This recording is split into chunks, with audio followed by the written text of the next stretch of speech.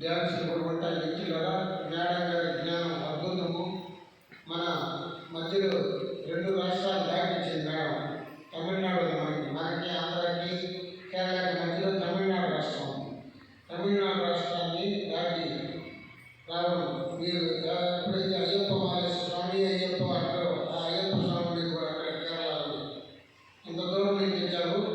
ఆమె పుట్టినప్పటి నుంచి మలయాళం మాట్లాడుతూ అయినప్పటికీ తెలుగు నేర్చుకుని తెలుగులో ప్రమాణంగా మాట్లాడుతూ గురువు గారి ఆశీస్సుని అద్భుతంగా ముందుకు తీసుకుంటూ వాళ్ళ కుటుంబం మొత్తం ఇదే మార్గం ఉంది.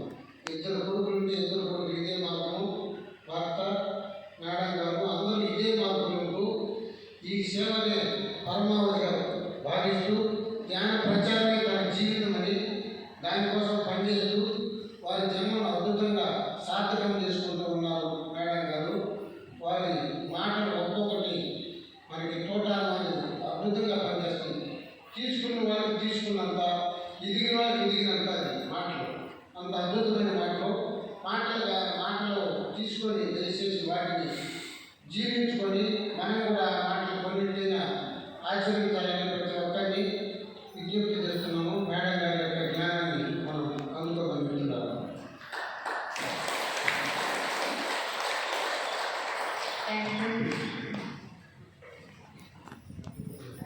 నవ్వండి ఒకసారి.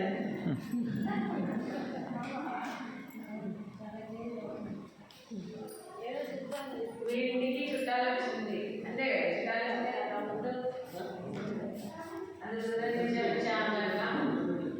ఎవరైనా సరే నవ్వుతుంది కదా, నవ్వాలి.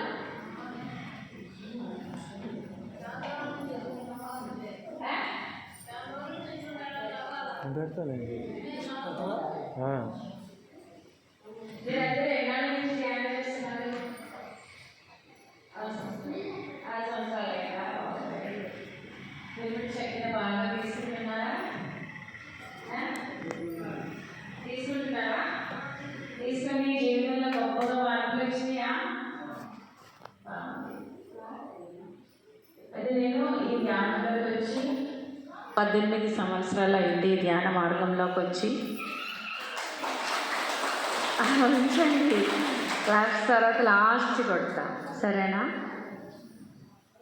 18 సంవత్సరాలు అయినా నాలో మార్పు స్థిరం అవ్వడానికి చాలా కాలం పట్టింది. వచ్చిన మార్పులు ఫస్టే చాలా మార్పులు కనిపించాయి నాలో. ఆ మార్పే గొప్ప మార్పులు అని నమ్మాను నేను.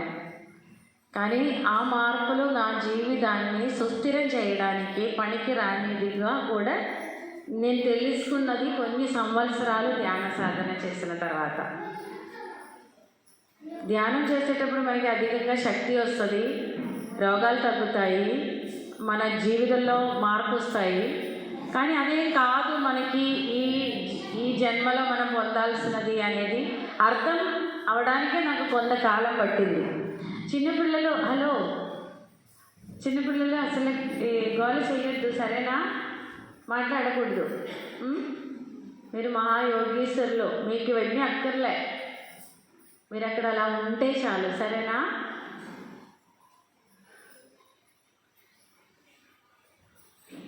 అయితే ఫస్ట్ ఆఫ్ ఆల్ డాక్టర్ బ్రహ్మర్షి పితామహ పత్రిజీకి హృదయపూర్వక ఆత్మ ప్రణామాలు. మీరు క్లాప్స్ కొట్టద్దు, లాస్ట్ కొట్టిద్దాం, సరేనా? అంటే ఒకప్పుడు ప్రతి మాటకి చప్పట్లో మాకు అలవాటు అయిపోయింది. ఇప్పుడు అలా కాదు, కాస్త మనం నిశ్శబ్దంగా వినండి.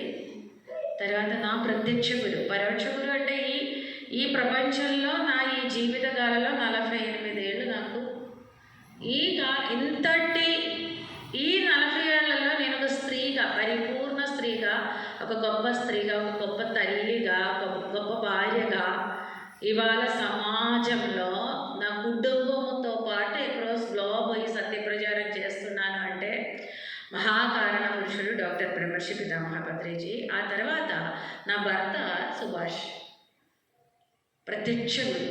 అంటే పరమగురు పత్రిజీ ఏమీ చెప్పారో అది ఆచరణ అని నిరంతరం నాకు గుర్తు చేసి ఒక తల్లిలాగా ఎక్కడ పడితే అక్కడ ధ్యాన ప్రచారానికి నన్ను పంపించేది నా భర్త. మా చిన్నోడు మాతో పాటు వచ్చాడు. వారు MBA అయిపోయింది. ఎక్కడికి వెళ్ళినా వారికి జాబ్ వస్తుంది. మా పెద్దోడు కూడా జాబ్ చేస్తూ ఇప్పుడు మళ్ళా చదువుకుంటున్నాడు. నాన్న కార్ డ్రైవ్ చేయలేము, నేనే తీసుకెళ్తానులే అనేసి వచ్చాడు. దీనికన్నా గొప్ప పని ఉందా అని. అది నేను సాధించింది కుటుంబంలో విజయం. కుటుంబంలో. అందుకే పరమగురు పత్రిజీ చెప్పింది ఫస్ట్ నాకు అర్థం కాలేదు. నాకే అన్నీ వచ్చు, నాకు గొప్ప ధ్యానం ఉంది, బాగా గొప్పగా నేను క్లాస్ చెప్తాను. ఎందుకంటే నా మాటలు వెంకటేశ్వరరావు గారు చెప్పినట్టు అంత శక్తివంతంగా ఉండేది, మాటలు తూటాలా ఉండేది. కానీ ఆచరణ అనేది నేను స్వీయ విశ్లేషణ చేస్తే పరిపూర్ణంగా ఉండేది కాదు. ఎప్పుడైతే నా ఒంట్లో పరిపూర్ణమైన శాంతి వచ్చిందో అప్పుడు నా ఇంట్లో మార్పు తెచ్చుకోవాలి అనేది నాకు అనిపించింది. ఒంట్లో మార్పు వచ్చిన తర్వాత నేను ఎన్నో ధ్యాన ప్రచారం చేశాం. అప్పుడు నా ఇంట్లో మార్పు రాలేదు. ఒంట్లో మార్పు వచ్చింది, రోగాలు తగ్గాయి, థైరాయిడ్ తగ్గినాయి, బ్యాక్ బోన్ పెయిన్ తగ్గినాయి, లావు తగ్గినాయి, అలాగే స్పెక్స్ రిమూవ్ చేసాము, సైట్ తిరిగి వచ్చింది, కొంత కోపతాపాలు తగ్గినాయి. అప్పటికే నేనేం చెప్పిందంటే నేను అన్నీ మారిపోయింది అని క్లాసులు చెప్పడం మొదలుపెట్టాను. అప్పట్లో అది కరెక్ట్ తెలియదు నాకు. ఇంకా ఎంతో మార్పు నాలో జరుగుతుందని అప్పుడు తెలియదుగా. అయితే ఆ తర్వాత నేను క్లాసులు చెప్పుకున్నాను, బాగుంది. అప్పుడు క్లాసులు చెప్పేటప్పుడు ఇక్కడ జనాలు ఎంత నిండుగా ఉండేదో. ఎన్ని సంవత్సరాలు అయిందయ్యా నేను వచ్చి? 5 కాదమ్మా, ఇంకా 6 సంవత్సరాలు అయిందా మీరు వచ్చి? అప్పుడు అంతే. అప్పటికన్నా ఇప్పుడు ఇంకా నాలో అనుభవాలు పెరిగింది, ఇంకా కొంత మెచ్యూరిటీ వచ్చింది నాకు. ఇప్పుడు నేను ఎలా వస్తుందంటే నా ఒంట్లో మాత్రమే కాదు ఇంట్లో పరిపూర్ణమైన మార్పు చెందిన తర్వాత ఇప్పుడు రాష్ట్ర స్థాయి వర్క్ చేస్తున్నాం. కేరళ రాష్ట్రంలో ఇంత గొప్ప మార్పు వచ్చింది అంటే నాలో ఎంత సహనం వచ్చి ఉంటుంది, నాకు ఎన్ని అనుభవాలు వచ్చి ఉంటారు, ఎంత అహంకారాన్ని అప్పడాల్లాగా ప్రకృతి నాకు పొడి చేసి ఊది ఉంటారు. ధ్యానం చేసిన మాత్రాన నేను నా పని చేయలే. నన్ను ప్రకృతి ఎన్నుకున్నారు అంటే నాకు అన్ని వార్తలు పడ్డాయి, అన్ని వార్తలు పెట్టారు. నేను ధ్యాన ప్రచారం చేసేటప్పుడల్లా నా భర్త ధ్యానం చేస్తున్నాం కానీ మేము పరిపూర్ణంగా అప్పుల్లో ఉన్నాం. అప్పుల్లో ఉండి మా అన్ని బిజినెస్లు సర్వనాశనం అయిపోయి మా బ్యూటీ పార్లర్తో ఆయన ఇంకో షాపులో వర్క్ చేస్తూ అప్పులు తీరట్లే, ఏదో నిత్యం జీవితం పోతుంది. అయినా మేము ధ్యాన ప్రచారం చేశాం. మాకు ఒంట్లో మార్పు వచ్చింది కానీ ఇంట్లో మార్పు రాలే అప్పుడు, అయినా ధ్యాన ప్రచారం చేస్తోంది. తర్వాత మాలో ఎప్పుడైతే కరోనా వచ్చిందో, కరోనా వచ్చేటప్పుడు మేము బ్యూటీ పార్లర్ వదిలేసాం, ఆయన షాప్ వదిలేసాం. అప్పటికి 10 సంవత్సరాలు అబౌవ్ మేము ధ్యానంలో ఉన్నాం. అయితే వదిలేసేటప్పుడు మాకు ఎన్నో అప్పులు ఉన్నాయి. అయినా సరే ఈ బ్యూటీ పార్లర్ ఎన్నో లక్షలు ఖర్చు పెట్టి దానిలో సామాన్లు అది ఎవరికైనా అమ్మేస్తే మంచి డబ్బులు వస్తాయి కదా అనే ఆలోచన మాకు రాకుండా మేము అందరూ కలిసి ఒక డిసిషన్ తీసుకున్నాం. ఎవరెవరికైతే ఈ బ్యూటీ పార్లర్ సామాన్లు కావాలో, పేదవాళ్ళు ఉన్నారు కదా, సలూన్ నడిపేవాళ్ళు, వాళ్ళందరికీ ఇన్ఫర్మేషన్ ఇచ్చాను మా ఫ్రెండ్ ద్వారా. మేము అక్కడ నుంచి వెళ్ళిపోయి ఎవరెవరు మా ఇంటి సామాన్లు ఎవరెవరికి కావాల్సినది వాళ్ళు తీసుకు వెళ్ళిపోవడం కూడా మాకు తెలియకూడదు. అంటే దాని పట్ల అది అమ్మితే అప్పులు తీర్చుకోవచ్చు కదా, మాకు డబ్బులు ఉంటాయి కదా అని ఆలోచన వస్తుందా లేదా, మాకు పీకుతుందా లేదా అనేది మేము టెస్ట్ చేసాం. మేము ఎంతో ఆనందంగా ఉండడం మేము చూసాం. ఎవరికి కావాల్సినది వాళ్ళు తీసుకువెళ్ళిపోయారు. అంటే ఊరికినే విడిచిపెట్టకూడదు, ఆ సామాన్లన్నీ అమ్మి అది స్టాప్ చేయకూడదు. విడిచిపెట్టేటప్పుడు ఎలా విడిచిపెట్టాలా, ఏది ఆశించకుండా విడిచిపెట్టడం.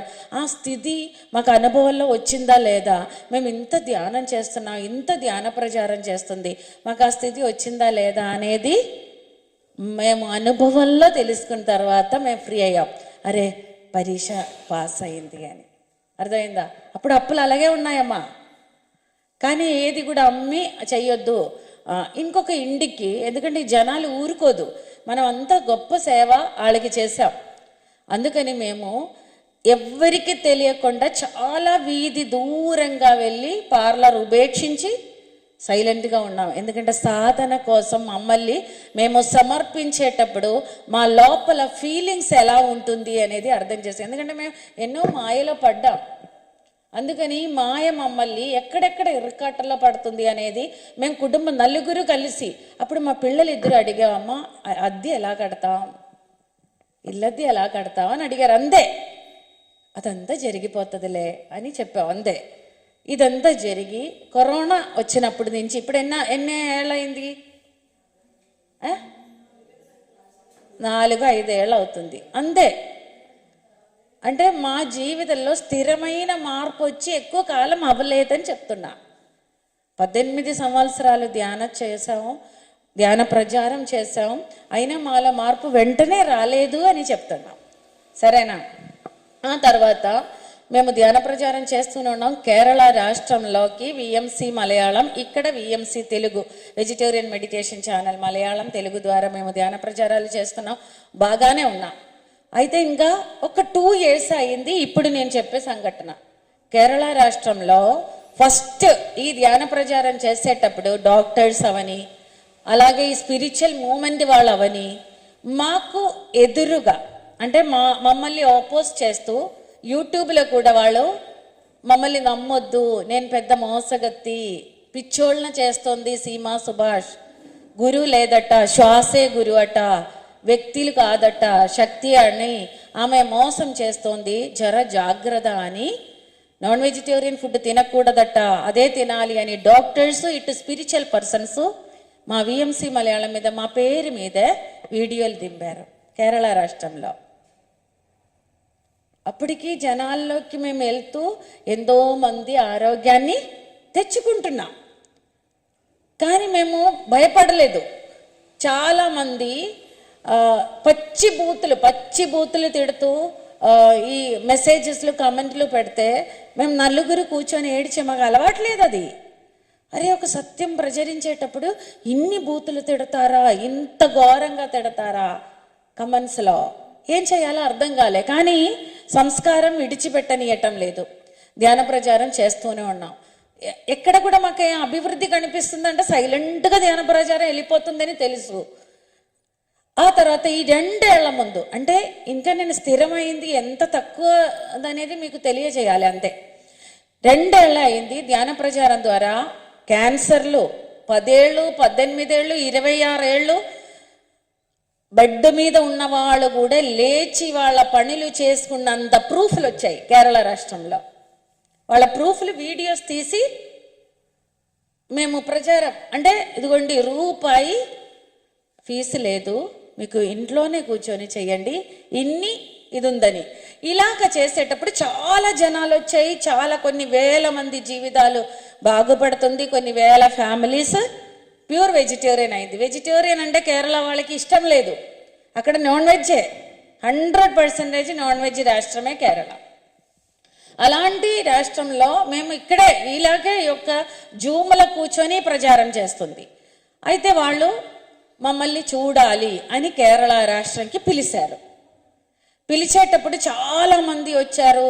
వాళ్ళందరూ కూడా చాలా ప్రేమగా, అంటే మీ వీడియోస్ చూసి మా జీవితంలో ఇన్ని మార్పు వచ్చింది. అలాగే 14 జిల్లాలోకి మమ్మల్ని పిలవడం జరిగింది. నేను మా వారు ఇంకా వాళ్ళందరికీ బాగా పరిచయం అయింది. ఆ సమయంలో మాకు ఇచ్చిన టెస్ట్ ఏంటంటే, మా వారికి వెంటనే ఒక వారం, నేను చిన్నోడే ఉన్నాడు విజయనగరంలో, పెద్దోడు బెంగళూరులో జాబ్ చేస్తున్నారు. మా వారికి కొంత నీరసంగా, ఆయన శరీరంలో కొంత ఉబ్బడం అనేది మేము గమనించాం. కానీ ఈయన రూపాయి కూడా మందికి ఖర్చు పెట్టడం ఇష్టం ఉండదు.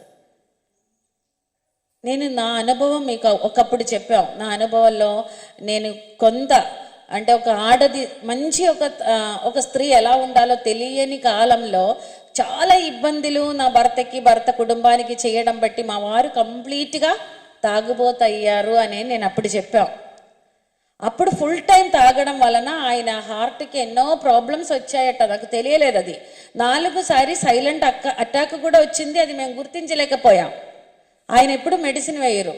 కానీ నా జీవితంలో, నా స్వభావంలో ఫస్ట్ 3 ఏళ్ళు పట్టింది నాలో కొంత మార్పు. నా భర్త యొక్క ఫ్యామిలీనే నేను అంగీకరించడానికి కొంతకాలం పట్టింది. ఎప్పుడైతే నా భర్త యొక్క కుటుంబాన్ని నేను అంగీకరించి వారితో ప్రేమగా ఉంటున్నారో అప్పుడు నా భర్త ధ్యానంలోకి వచ్చింది.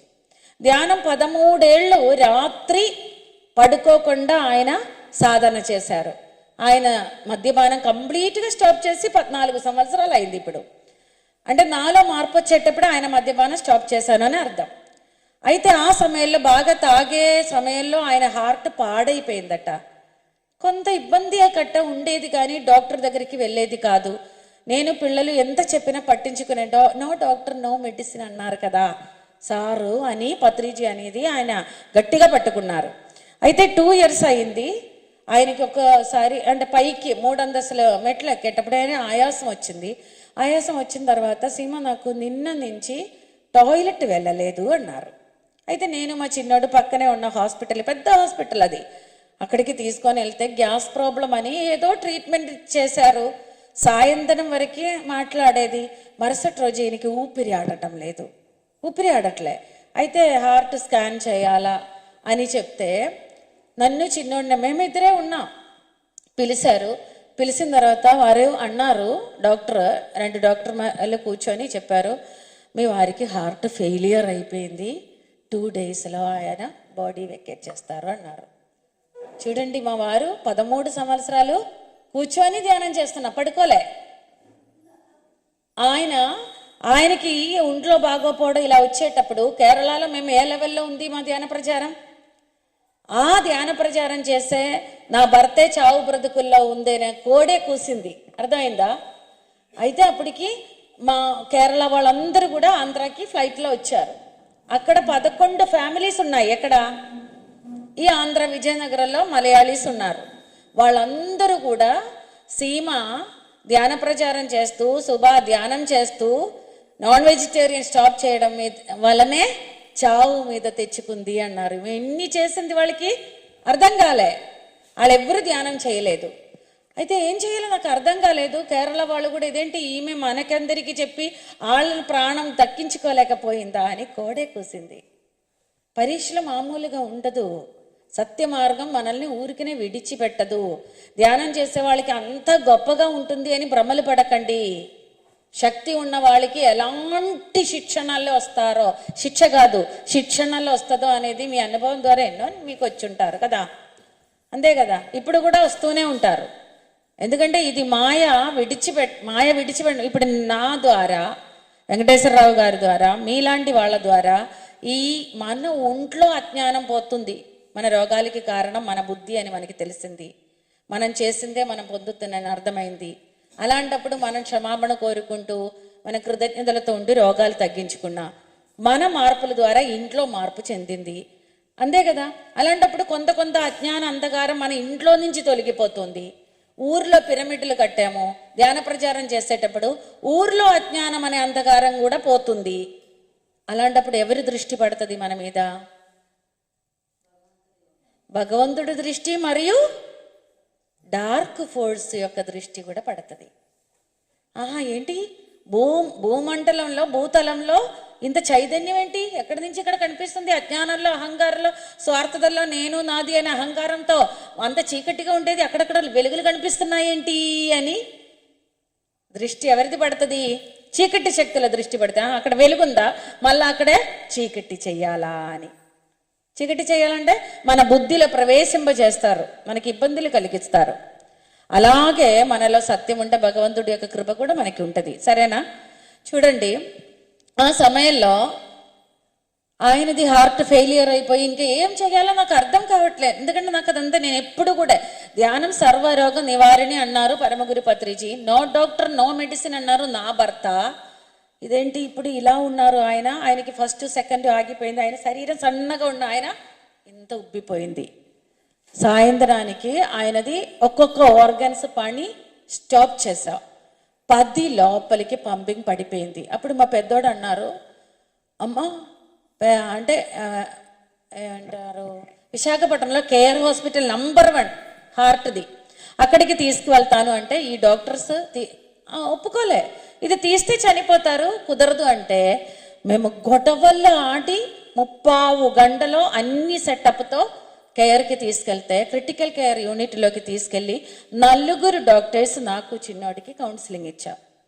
అంటే ఆశ ఆ డాక్టర్ చెప్పేది కరెక్టే, అక్కడది ప్రూఫ్ ఇదంతా కరెక్టే అని వారు కూడా చెక్ చేసి ఫెయిలియర్ అయిపోయింది హార్ట్, ఇంక చేసేది ఏం లేదు అని ఆ మరణాన్ని అంగీకరించమని నాకు మా చిన్న కొడుకుకి అక్కడే ఉన్నాడు, వాడు అదిగో కూర్చున్నాడు. 4 సీనియర్ డాక్టర్స్ మాకు కౌన్సిలింగ్ ఇచ్చారు ప్రేమగా.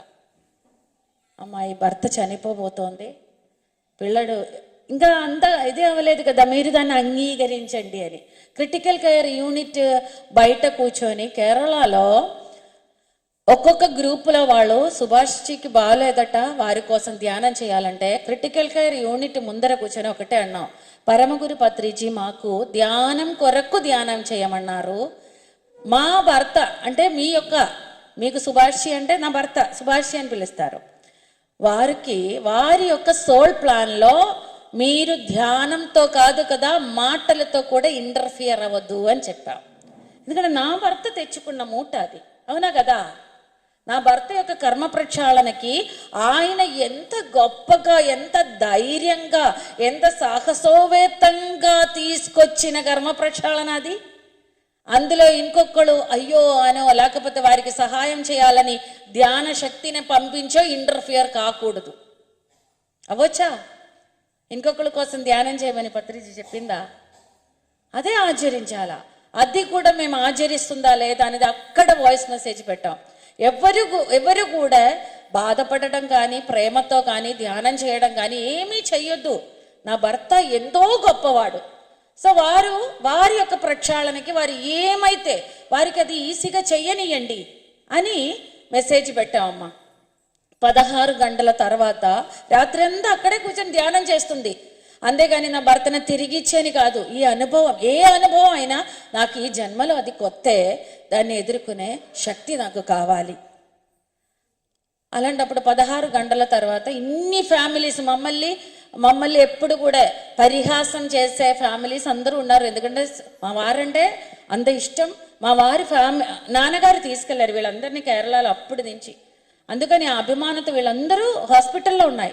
16 గంటల తర్వాత కేఆర్ హాస్పిటల్లో చీఫ్ మమ్మల్ని పిలిచి చెప్పారు, మీ భర్తని రూమ్కి చేంజ్ చేస్తుంది, ఏమి జరిగిందో తెలియదు అని. చూడండి, హార్ట్ ఫెయిలియర్ అయిపోయి తీసేస్తే చనిపోతారు, ఇంకా బాడీ తీసుకెళ్ళడానికి అందరూ కేరళ నుంచి వచ్చారు. ఆర్గన్స్ పాడైపోయింది, 102 స్టాప్ అయిపోయింది, ఊపిరితిత్తులు పనిచేయడం ఆగిపోయిన వ్యక్తి ఉండి అచ్చకి ఫోన్ చేయకన్నా అవే అచ్చకి ఫోన్ చేయదన్నా. చూడండి ఎలాంటి పరీక్ష మాకు పెట్టాం అంటే, నా భర్త 13 సంవత్సరాలు కళ్ళు మూసుకొని ఒక్కసారి కూడా పడుకోవడం నేను చూడలే. రాత్రి అంతా ధ్యానం చేస్తూ పగలు పనికెళ్ళేది. అంటే ధ్యాన ప్రచారానికి భార్యను నమ్మి ప్రతి చోటకి పంపించేది. నాతో పాటు కేరళలో అన్ని చోటకి వచ్చారు నాలాగా తాగొద్దని చెప్పడానికి. నేను తాగడం బట్టి నా పిల్లలకి మీరు తాగొద్దు అని చెప్పలేకపోతున్నాము. అలాగే నాలాగా ప్రతి ఒక్కరు, నా పిల్లలు తాగరు అంటే నాలాగా తాగిన ప్రతి ఒక్కరు బిడ్డలు తాగుతున్నప్పుడు తాగొద్దు అని చెప్పలేని స్థితి తెచ్చుకున్నారు. అందుకు మనం బాగవ్వాలా అని చెప్పడానికి, ధ్యాన అనుభవాలు చెప్పడానికి ఆయన వచ్చేది. చూడండి, ధ్యానం త్రికరణ శుద్ధిగా మేము చేయడం బట్టి నా భర్తని నాకు ఇచ్చారు. చేయదండి, నా భర్తని నాకు తిరిగి ఇచ్చారు. 24 సంవత్సరాలుగా మేము ఎలా ఉండేదంటే అద్దింట్లో ఉన్నాం. కోట్ల ఆస్తులు పోయాయి. కేరళకి నా తమ్ముడు నా తల్లిదండ్రులు ఏమన్నారంటే, కోట్ల ఆస్తి తీసుకెళ్ళి ఆడుకున్నదాయి ఊరికి రానియొద్దు, ఇంటికి అస్సలు రానియొద్దు, మళ్ళా వెళ్ళదు అన్నారు. ఇప్పుడు మా ఇల్లు చూడండి, ఇన్ని అంగీకారం మాకు వచ్చి 2 years అయింది. 16 సంవత్సరాల నిరంతర సత్య సాధనకు ఎన్ని పరీక్షణాలు ఇచ్చి ఇచ్చి ఇచ్చి ఇచ్చి ఆ ఇల్లు 68 లక్షలకి ఆ ఇల్లు కడితే మా దగ్గర రూపాయి లేదు. జనాలు తెచ్చి పడేశారు లక్షల లక్షల డబ్బులు. ఎలాంటి ఇల్లు కట్టారో చూపించగలనా?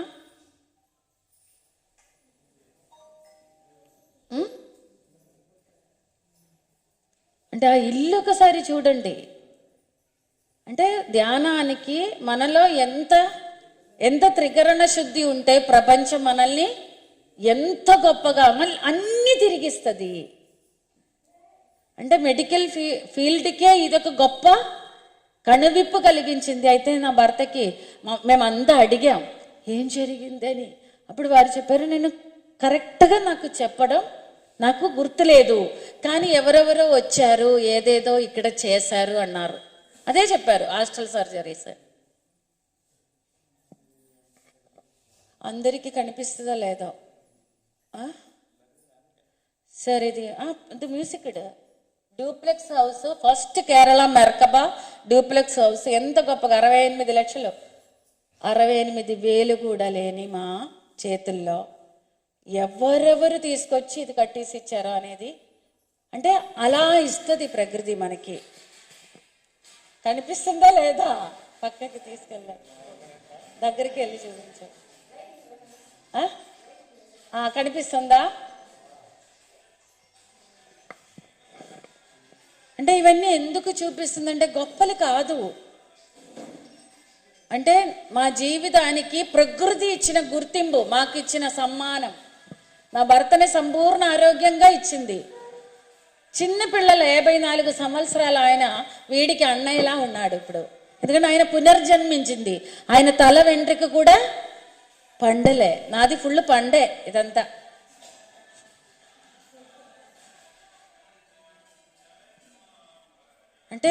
అంటే మా కళ్ళకి ఇంతకన్నా గొప్ప నిదర్శనం లేదు.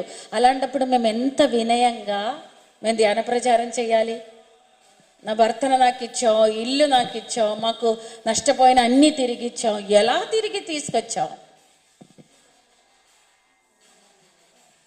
ఇంకా సపరేట్ ఎవరికైనా కావాలంటే చూపిస్తాను, సరేనా? ఎందుకంటే ఇది గొప్పగా చూపించట్లే, ప్రకృతి ఇస్తే ఇలా ఇస్తుంది అని తెలియచేస్తోంది, సరేనా? ఈ సత్య మార్గంలో నుంచి అస్సలు వీడిపోవద్దు. ఎన్ని పరీక్షణాలు వస్తాయో అస్సలు ఈ సత్య మార్గాన్ని నమ్మకుండా ఉండొద్దు. అది మనకి మన సహనాన్ని బట్టి మరింత మరింత మరింత ఇస్తూనే ఉంటాయి. ఇప్పుడు మాకు వస్తూనే ఉందమ్మా. అన్ని కేరళ నుంచి ఇన్ని వేల కిలోమీటర్లు మేము డ్రైవ్ చేసి వచ్చిందని రూపాయి మీకు తీసుకుంటానా? తీసుకో. వచ్చేది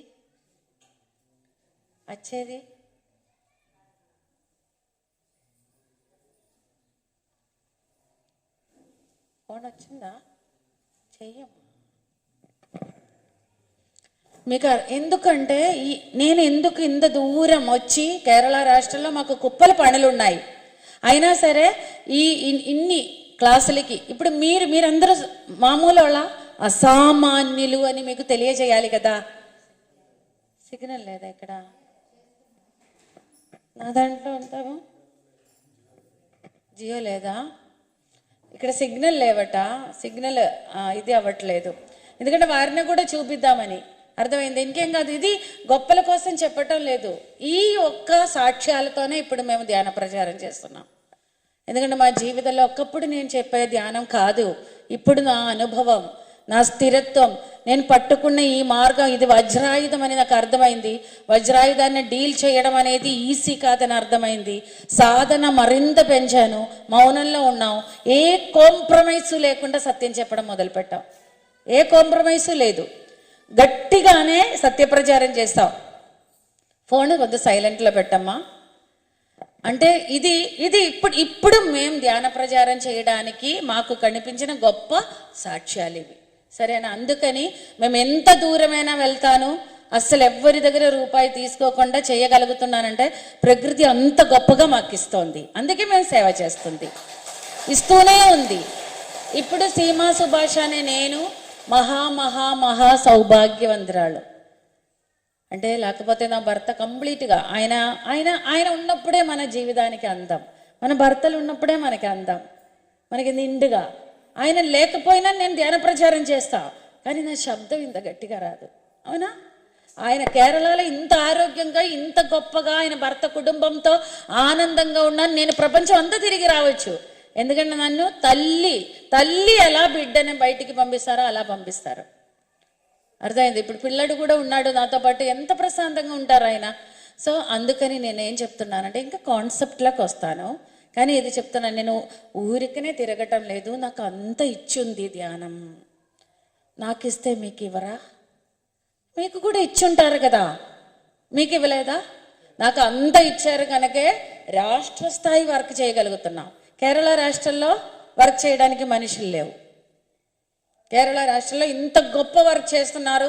కొన్ని వేల కుటుంబాలు వెజిటేరియన్గా మారారు, కొన్ని లక్షల మంది ధ్యానులుగా మారారంటే చిన్న విషయమా?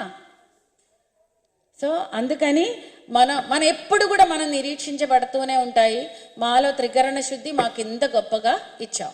ఇంకా నేను పత్రిజీ ఎప్పుడు ఏం చెప్తారంటే, ఒక స్త్రీ ఆడ జన్మ తీసుకుంటే 70 జన్మల కర్మలు కడిగేస్తారట. తెలుసా మీకు? వినలేదా? 70 జన్మల కర్మలు ఒక స్త్రీ జన్మ తీసుకుంటే పోతాయి. విన్నారు కదయ్యా?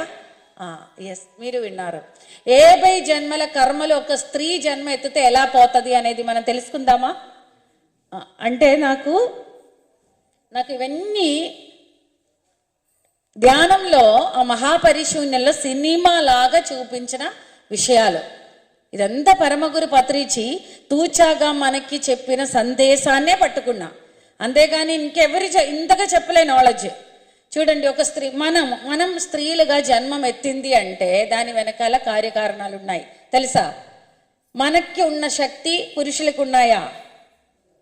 లేవు. ఒప్పుకుంటారా? మీ ఇంట్లో పురుషులకి శక్తి లేదని మీకు తెలుసా? శక్తి ఉంది, చేయదు. ఇప్పుడు మార్పు వచ్చింది కదా, ప్రతి ఇంట్లో స్త్రీలకు ఉన్న ప్రాముఖ్యత పురుషులకి తగ్గిపోయింది. ఎందుకని? మనం అహంకారంతో బయటికి రాలే. ఈ భూమి మీద శక్తి చైతన్య పరిస్థితి మారింది.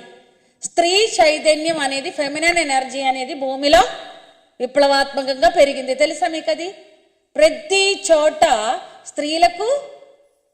స్త్రీలకు మెయిన్ ముఖ్యంగా ఒక ఇది వచ్చిందా లేదా? ఇంతకు ముందులాగా ఉందా మన పరిస్థితి?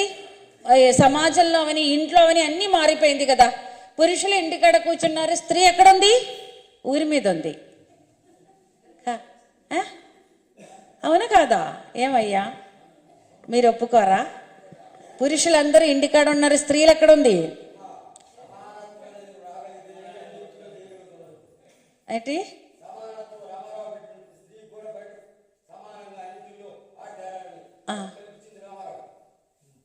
సరే, రామారావు గారికి హృదయపూర్వక కృతజ్ఞతలు.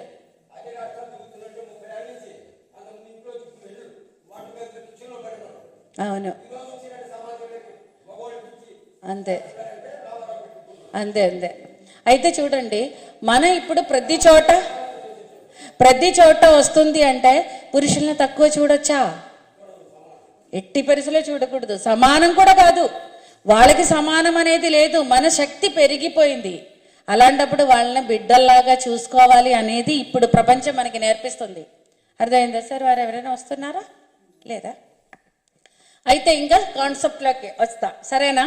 ఒక 70 జన్మల కర్మలు ఒకే జన్మలో కడగడం కోసం మనకి ఒక సోల్కి ఇచ్చిన ఫ్రీ విల్లే స్త్రీ జన్మ, ఆడ జన్మ. 70 జన్మల కర్మల యొక్క ఎవరెస్ట్ కొండ లాంటి కర్మల్ని తీసుకొచ్చి ఒకే జన్మలో పోయి కడుగు అని విశ్వం ఒక సోల్కి ఇచ్చిన ఫ్రీ విల్లే ఆడ జన్మ. అరే, ఒక స్త్రీ జన్మ ఎత్తితే ఎలా 70 జన్మల కర్మలు పోతాయి అనేది ఎక్కడ? ఒక స్త్రీ, ఒక అమ్మాయి పుట్టిన తర్వాత అమ్మాయి ఋతుమతి అవుతుంది కదా, పుష్పవతి అయ్యేటప్పుడు ఏం జరుగుతుందో మనకి తెలుసు. ఏం జరుగుతుంది? ఏం పుష్పవతి అనేది మనకి తెలుసు కదా ఏం జరుగుతుందో. అప్పుడు ఆ అమ్మాయికి ఇబ్బందులు ఉంటుంది. మనందరూ ఇబ్బందులు పడేవాళ్ళు పడుతూనే ఉన్నాం. ఇప్పుడు కూడా అంతేనా? అయితే అప్పుడు నుంచి ఆడబిడ్డకి కర్మ ప్రక్షాళన స్టార్ట్ అవుతుంది. పుష్పించడం మొదలు పెట్టేటప్పుడు, మొగ్గగా అయ్యేటప్పుడు కాదు. పుష్పవతి పుష్పించి నువ్వు విస్తరించేటప్పుడు నుంచి ఈ 50 జన్మల కర్మ ప్రక్షాళనం అవ్వడం మొదలు పెట్టేది ఎప్పుడు? స్త్రీ, ఆడబిడ్డ పుష్పవతి అయినప్పుడు నుంచి. ఎన్ని ఇబ్బందులు పడాలి ఆ సమయంలో. ఆ తర్వాత మళ్ళా రెండో లెక్క అనేది, మన ఒక ఆడబిడ్డ అంటే ఇంకొక ఇంటికి వెళ్ళి అక్కడ కాపురం చేస్తారు. మన తల్లిలు, ఇప్పుడు అమ్మ లాంటి వాళ్ళు, మీరందరూ కూడా మీ ఇంట్లో అప్పుడు 10 మంది ఉండొచ్చు, 20 మంది ఉండొచ్చు. మొగుడితో వేరే కాపురం పెట్టమని చెప్పారా అప్పుడు? అదే ఏ ఆడదిక్కి 50 జన్మల కర్మలు డిలీట్ అవుతుందో చెప్తున్నా. అందరు ఆడవాళ్ళకి ఇది చెల్లదు. చాలా మంది ఆడవాళ్ళు ఆడ జన్మను వృధా చేశారు. ఆడ జన్మను వృధా చేసిన ఆడది ఎవరు? 50 జన్మల కర్మల్ని తొలగించి జన్మరాహిత్య పదవి అందుకున్న ఆడది ఎవరు అనేది తెలుసుకుందామా? మరి రెడీయా? అంతే కదా. అయితే చూడండి, ఇంకొక చోటకి ఇప్పుడు చాలా మంది ఆడబిడ్డలు ఇంకొక చోటకి ముగ్గుడు, మా కేరళలో ఒకట ఆడబిడ్డని చూసుకోవడానికి మగోళ్ళు రారు, మగోడిని చూసుకోవడానికి ఆడపిల్లలు వెళ్తున్నారు. ఇప్పుడు ఏమంటారు, ఏదో చూపు ఏమంటారు? పెళ్లి చూపులు కాదు, ఇప్పుడు ఆడోళ్ళు వెళ్తారు, మగోడు రాదు. అప్పుడు మగోడు ఏం చేస్తున్నారు? టీ పట్టుకొని ఇలా వెళ్తున్నారు కేరళలో. ఇంకా ఇక్కడ కూడా జరుగుతుంది అది. అభివృద్ధులు ఎక్కువ అక్కడే వస్తాయి కేరళలో. అర్థమైందా? అంటే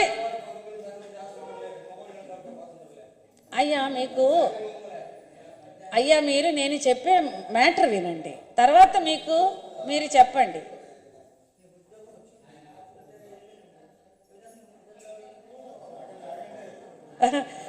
ఇప్పుడు ఆగండి. ఇప్పుడు చూడండి, మీరు ఆడవాళ్ళుగా పుడతారా వద్దా? పుట్టడానికి రెడీగా ఉన్నారా? అయితే వినండి, పుట్టినోళ్ళు వినండి. మీరు పుట్టాలా వద్దా? స్వేటా ఓకే దాదా, మా వారిని చూడండి, చూసారా?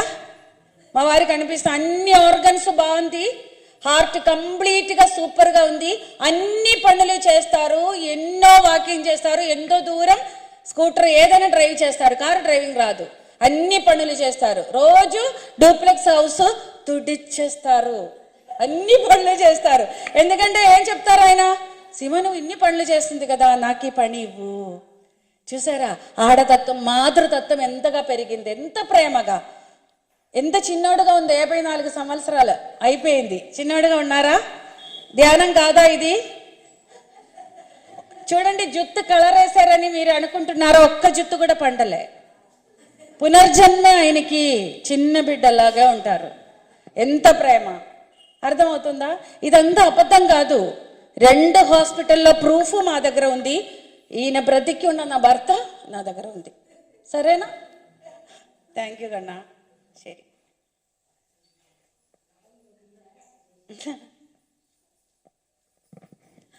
అయితే మనం పెళ్లి చేసి ఇంకొక చోటకి వెళ్ళేటప్పుడు చూడండి, ఇప్పుడు కేరళలో ఎంతో మంది మగోళ్ళు ఉన్నారు, కానీ నా భర్తనే నేను ఎందుకు పెళ్లి చేసుకున్నారు? మీరందరూ కూడా మీ భర్తల్ని ఎందుకు పెళ్లి చేసుకున్నారు? ఏ ఊర్లో ఇంకా మగోళ్ళు లేరా ఏంటి? మన కర్మ ప్రక్షాళనకు ఎవరైతే కరెక్ట్గా ఉంటారో, అందుకే పెళ్లి ఎక్కడ జరుగుతుంటారు? స్వర్గంలో, అంతే కదా, పైన జరుగుతుంది అంటారు. వాళ్ళని ఇక్కడికి వచ్చి కలుస్తారు, ఆ మనుషుల ద్వారా, జాతకాల ద్వారా కలుపుతారు. దానికి ప్రూఫే జాతకాలు ఇవన్నీ ఉంటాయి కదా. అది చూడండి, ఇందులో మనకి భగవంతుడు ఇచ్చిన ఆ ఒక్క పాయింట్ ఏంటంటే, ఏ ఆడది ఒక ఇంటికి వెళ్ళి ఆ తల్లిదండ్రుల పెంచి పోషించిన ఆ భర్త కుటుంబంలో పూర్వజన్మ రుణం ఎవరైతే బాకీ ఉందో ఆ ఇంటికే స్త్రీ వస్తారు. పూర్వజన్మ రుణం బాకీ ఎక్కడ వదిలిపోయిందో అక్కడ సేవ చేయడానికి ఆడబిడ్డ ఆ ఇంటికే వెళ్తాడు. అలా వెళ్ళిన ఆడపిల్లలు ఆ తల్లిదండ్రుని చూస్తూ, భర్తనే సేవ చేస్తూ, ఆ పిల్లల్ని కంటూ అక్కడ సమాధానంగా ఆ ఇంటి వెలుగుగా మారిన ఆడదికి 70 జన్మల కర్మలు తొలగిపోతాయట. ఆ ఇంట్లో వెలుగు ఆర్పిన ఆడదికి ఎలా ఆర్పేస్తుందో చెప్తా. ఇప్పుడు చూడండి, కొంతమంది ఆడవాళ్ళు ఇప్పుడు పెళ్లి చేసేటప్పుడు నాకు మగబిడ్డలు మాత్రం చాలు, తల్లిదండ్రి వద్దు, అక్క చెల్లెలు వద్దు అని చెప్తున్నారు. అలాంటి ఆడబిడ్డలకి ఈ 70 జన్మల కర్మలు తొలగించడానికి ఆస్కారం లేదు. మీకు అర్థమవుతుందా? అయితే మీరందరూ కూడా ఇప్పుడు చూడండి, నా తల్లి అలాగే ఉన్నాను, నేను అలా ఉన్నానా? నేను నా భర్తని ఇంట్లో నుంచి ఏరుకొని ఆంధ్ర తీసుకురాలేదా? అయితే 70 జన్మల కర్మలు ఆ పని ద్వారా నేను తొలగించలేదు. మీకు అర్థమవుతుంది? ఆ పని ద్వారా అక్కడ నేను పాస్ అవ్వలేదు. ఇంకో ఆప్షన్ ఉంది నాకు. మీకు బాగా అర్థం చేసుకోండి ఈ సీక్రెట్. నేను నా భర్త తల్లిదండ్రులను ప్రేమగా చూసుకొని తోటికోడలతో ఆడపుడిచితో ప్రేమగా లేను. అందుకని ఈజీగా 70 జన్మల కర్మలు తొలగించడానికి మొట్టమొదటి గుణపాఠం కలిసి ఉన్నప్పుడు వస్తుంది.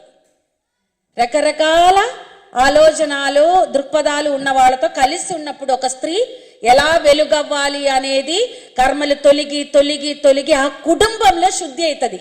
ఆ ఆడది ఎక్కడ ఏ కుటుంబాన్ని చిన్న భిన్నం చెయ్యదు ఆ ఆడది. అర్థమైందా మీకు? అర్థం కావడానికి అయితే నేను అక్కడ పాస్ అవ్వలే, నాకు ఇంత ఆత్మజ్ఞానం ఉందా? అప్పుడు లేదు. ఆంధ్ర తీసుకొచ్చాము, తర్వాతే కదా నా బుద్ధి మార్పు వచ్చింది. ఆ అప్పు నేను ఎప్పుడు తీర్చుకున్నాను? నేను ధ్యానం చేసి నాలో శుద్ధి చెరిగి నా అత్తని, నా ఆడపుడిచిని, నా తోటికోడల్ని అందరికీ నేను మారేను అని నిరూపించడానికి మా ఆడపుడిచి యొక్క కూతురునే ఆంధ్ర తీసుకొచ్చి డాక్టర్ చదివించి ఇప్పుడు యూకేలో డాక్టర్. అలా అప్పు తీర్చుకున్నాను. అరే నేను చాలా ఘోరంగా మీతో మాట్లాడాను, మీకు ఇబ్బంది కలిగించాను, అత్తమ్మ నన్ను క్షమించాలి అని నేను వారికి తిరిగి కొంత సేవ చేసి వారి యొక్క లోపలున్న ఉంటాయి కదా గాయాల్ని మానిపించడానికి ప్రయత్నం చేసి కొంతవరకు క్లియర్ చేసుకున్నా. పూర్తిగా క్లియర్ చేయలే. అప్పటికి ఇంత ధ్యానం నాలో లేదు, కాస్త ధ్యానం ద్వారా అంత బాగుంది. ఇప్పుడు నా తోటికోడలు ఆడబిడిచి అంతా మేము కలిసి ఎంత అద్భుతంగా ఉంటాం. వేరువేరుగా ఇంట్లో ఉన్నా ఎప్పుడు కలిసి మేము ఏ పని అయినా చేస్తాం. అంత గొప్ప స్థితిలోకి నేను ఎదిగాను అంటే గాయాలు మారుతుంది కదా, బాగుంది, ఎంత ప్రేమగా ఉందో నా పట్ల. ఆ తర్వాత అప్పుడు ఒక స్త్రీ ఈ 70 జన్మల కర్మలు కంప్లీట్గా కడగడానికి అర్హత ఆ కుటుంబంలో, అంటే ఆ ఉమ్మడి కుటుంబంలో సర్టిఫై సాధిస్తారట. అంటే స్టాంపు గుద్దేస్తారు, ఈమె ద్వారా ఏ ఫ్యామిలీకి చెడు రాదు.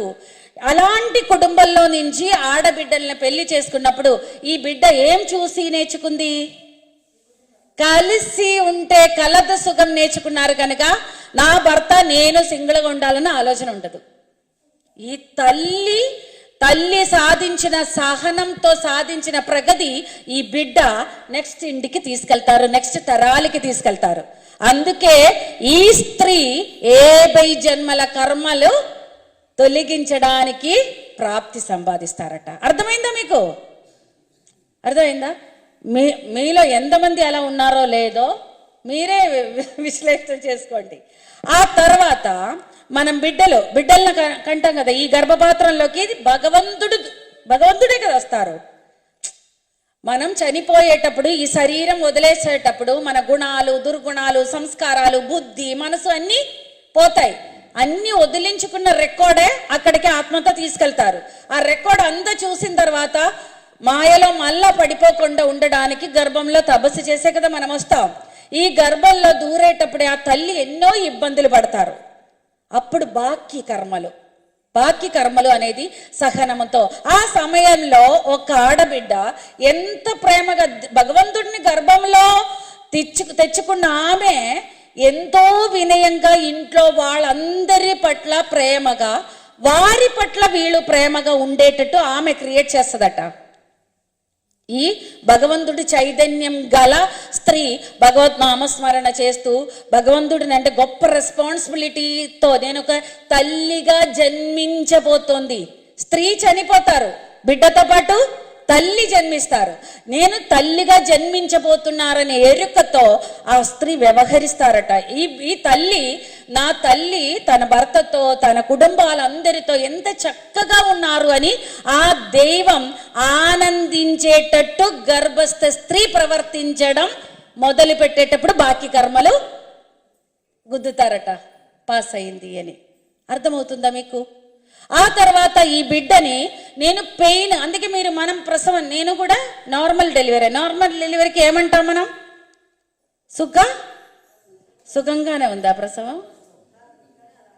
అదే సుఖంగా ఉందా? నాకైతే సుఖంగా లేదు, అప్పుడు సుఖంగా లేదు. అయినా ఎందుకు దాన్ని సుఖం అన్నారు? ఎప్పుడైనా ఆలోచన చేశారా? 2,72,000 ఓపెన్ అయ్యేటప్పుడు నాడులు ప్రాణం పోతుందా? ఆ స్త్రీ మరణించేటప్పుడు ఆ పెయిన్ భరించే ఆ కొన్ని గంటలు, కొన్ని జన్మల కర్మల్నే భస్మం చేసి ఊదేస్తారట. తెలుసా మీకు? మనకి ఎవ్వరు చెప్పలే. అంటే అందుకే చూడండి, అంతవరకు ఆ స్త్రీ మోసుకున్న అన్ని కర్మల్ని భస్మం చేసి ఊది పారేస్తారట. ఎవ్వరు మనకి చెప్పలే, తెలియలేదు ఎవరికి.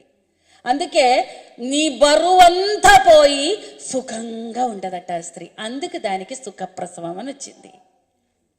మనం అనుకున్న ఏంటి సుఖం? సుఖం ఉందా? కానీ సుఖం అనేది హాస్టల్గా ఉన్నది, భారరహితమైతాట.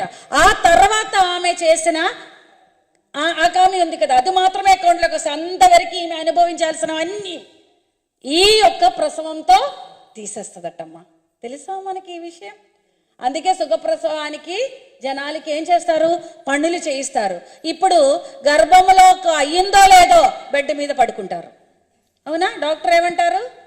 ఏ పని చేయొద్దు, బెడ్ రెస్ట్. అప్పుడే కదా నిన్ను హింసించి కర్మలన్నీ అందుకే ఆ బిడ్డ మనకి సహాయం చేస్తారట. నాకు గర్భాన్ని ఇచ్చినందుకు ఆ తల్లిని కాపాడుతారట. బిడ్డ అలాగే రావడానికి కోరుకుంటారట. కానీ తల్లి సంసిద్ధంగా లేకపోవడం వలన మనసు మార్చుకుంటుందట. తల్లి రెడీగా ఉంటేనే బిడ్డ సహాయం చేస్తుందట. తల్లిలో గుణాలు బాగోపోతే, తల్లిలో అంగీకారతత్వము సహనము లేకపోతే సరే నేనేం చెయ్యలేను అంటదట బిడ్డ. చూడండి, అర్థమైందా? అందుకని ఈ యొక్క సుఖప్రసవం ద్వారా అంత పెయిన్ అనుభవించి బయటికి వచ్చిన తర్వాత ఆ బిడ్డ, మన చాలా మంది ఆడపిల్లలు కనిన తర్వాత చూడమంటది. ఎవరిని? తల్లిల్ని చూడమంటది. నువ్వే చూడు అంటే మనల్ని కానీ మన బిడ్డల్ని చూసి వాళ్ళ కోసం బ్రతకనీయకుండా చూస్తారు. అది కాకుండా ఆ స్త్రీ పడుకున్నప్పుడు కూడా బిడ్డ ఈ కర్మలు ప్రక్షాళన చేయడానికి లేస్తారట. గమనించండి, లేచి నా తల్లిలో సహనం ఎంత ఉంది అని రాత్రి అరుస్తూ ఏడుస్తారు. అప్పుడు లేచి అక్కడే పడుకొని పాలివ్వకూడదట. లెగిసి కూర్చొని చారబడి బిడ్డనే ప్రేమగా అత్తుకొని లాళన చేస్తూ పాలు ప్రేమగా పట్టి ముక్కులోకి తల్లోకి వెళ్ళకుండా జాగ్రత్త పడుతుందా లేదా అనే దాన్ని బట్టి మార్కులు ఇస్తూ పోతుందట. చూసారా? అర్థమవుతుందా మీకు? అంటే ఎన్ని అంటే ఒక స్త్రీ 50 జన్మల కర్మలు ఎలా తొలగించుకుంటారు అనేది బిడ్డ లేపేస్తారు. అమ్మా నిన్ను నువ్వు రక్షించుకో, నువ్వు పాస్ అయిపో, నన్ను ప్రేమగా చూడు, నన్ను అంటే నాకు నీ నిద్రనే త్యాగం చేసేటప్పుడు నీ కర్మలు డిలీట్ అయిపోతుంది అని. ఇవాళ ఎంతో మంది ఆడపిల్లలు లేవడం ఇష్టం కాక తల్లులకి పని అప్పగిస్తారు. అలాంటి వాళ్ళకి పోస్ట్ పోన్ అవుతుంది ఏ కర్మ. ఎందుకంటే బిడ్డను కనేటప్పుడు కొంత దానికి సేవ చేసేటప్పుడు, ఆ తర్వాత ఈ స్థానంలో పాలు నిండిపోతే మనకి ఎలా ఉంటుంది? పెయిన్తో తట్టుకోలేవు. ఎంత పెయిన్ ఉంటుంది మనకి. అది రక్తం అమృతంగా మారింది. దేవుడికి ఏం కావాలి? అమృతం కావాలా? ఆ అమృతాన్ని ఈ నిప్పుల ద్వారా పట్టుకొని లాగేటప్పుడు పెయిన్తో అరుస్తాం మనం. ఆ పెయిన్తో అరిచేటప్పుడు ఆ రక్తాన్ని పాలుగా మార్చి గట్టిగా పీల్చేటప్పుడు బాకీ కర్మలు తొలగిపోతాయట. తెలుసా మీకు ఇవన్నీ? కానీ బుడ్డి పాలిస్తారు. చాలా మంది ఏంటి, నాకు పాలు రావట్లేదు అంటది. పాలు వస్తుంది, కానీ పాలు ఇవ్వడానికి రెడీగా లేదు, నొప్పి అని, లేకపోతే నా బ్రెస్ట్ బాగుంటాలని. అంతే కదా, నా బ్రెస్ట్ చాలా చక్కగా ఉంటే ఈ పాలు కట్ట ఇస్తే ఇది వేలాడుతుందని చాలా మంది చేయటం లేదు. అందుకే ఈ పాలు పిల్లలకి ఇవ్వడం ద్వారా పెయిన్ అనుభవించేటప్పుడు కూడా ఈ పిల్ల తీసుకొచ్చిన ఎవరెస్ట్ కొండ లాంటి కర్మలు కరుగుతూ వస్తాయట. ఈ పాలు లాగే కొద్ది ఇది కరుగుతూ వస్తాయట. ఎంత సత్యాలు! అందుకే స్త్రీకి అంత శక్తి ఇచ్చారు, పురుషులకి అంత శక్తి లేదు. అక్కడ కూడా ఫెయిల్ అయిపోతారు చాలా మంది. ఆ తర్వాత వాళ్ళు చూడండి, ఇలాగ ఆ బిడ్డని ఎలా పెంచాలో తెలియక ఇంకెవరికో పెంచమని చెప్తారు, లేకపోతే తల్లికి అప్పగిస్తారు, డబ్బు సంపాదించడానికి పోతారు. కానీ బిడ్డల్ని ప్రేమించి జన్మరాహిత్య పదవి సంపాదించరట ఆడవాళ్ళు. అర్థమవుతుందమ్మా? జన్మరాహిత్య పదవి సంపాదించడానికి, మనకి ఇవ్వడానికి మన బిడ్డలు తప్పిస్తారటమ్మా. నిన్ను నువ్వు రక్షించుకో, ఎదిగే కర్మచక్రం నుంచి దిగిపోయే అని చెప్తారట. కానీ మనం వినవట, వినిపించుకోవట. మన ప్రతి బిడ్డలు మనల్ని కాపాడుతారు, మన ప్రతి భర్త మనల్ని కాపాడుతారు. భర్త తల్లిదండ్రులు కూడా మనకి పరీక్షలు పెట్టి నిన్ను రక్షించుకోయే, ఎందుకు మళ్ళా ఇబ్బంది పడతావు అని తల్లిదండ్రులు కూడా పరీక్ష పడతారట. మన తల్లిదండ్రులు కాదు, భర్త తల్లిదండ్రులు, ఆడబుట్టిలు, తోటికోడలు అందరూ. కానీ వీళ్ళందరినీ శత్రువులుగా చూసి మహాసౌభాగ్యాన్ని సర్వనాశనం చేస్తుందట స్త్రీ. అర్థమైందా? సో ఇలాగా ఎంతమంది ఆడబిడ్డలు ఉన్నారో లేదో చూసుకోండమ్మా. అందుకే ఈ బిడ్డకి తెలుసు నేను ఏ కర్మలు చేశాను పూర్వజన్మలో. మీకు ఇది కొంత అర్థం కాదా? నేను మరీ అంత మిమ్మల్ని నవ్వించి కవ్వించి చెప్పటం లేదు. అర్థమయ్యే వాళ్ళకి అర్థమవుతుంది. ఈ శాస్త్రం మనం రాబోయే తరానికి చెప్పాలి, ఇది అంతే కదా, యూత్కి చెప్పాలి. చూడండి, ఈ బిడ్డ 2012 తర్వాత పుట్టిన ప్రతి బిడ్డ క్రిస్టల్ బేబీసే, రెయిన్బో బేబీసే, ఇండిగో బేబీసే. వాళ్ళకి కర్మలు లేవు. మన బిడ్డలు 2012 ముందు కూడా మనకి బిడ్డలు ఉన్నారు. వాళ్ళు కూడా మనల్ని కాపాడుకోవడం కోసం చూడండి, వాళ్ళకి తెలుసు ఈ భూమి మాయలో పడిపోతే బిడ్డలు ఎప్పుడు ఏడుస్తారు? ఇప్పుడు కనిన తర్వాత ఫస్ట్ బిడ్డలు ఏడుస్తారా? ఎందుకు ఏడుస్తారు తెలుసా ఎవరికైనా? తెలియదు. కొంతమంది ఏమంటారు, సుఖంగా ఉండేది తల్లి పొట్టలో ఇప్పుడు అంటే అని చెప్తారు కదా. కానీ అది కాదు.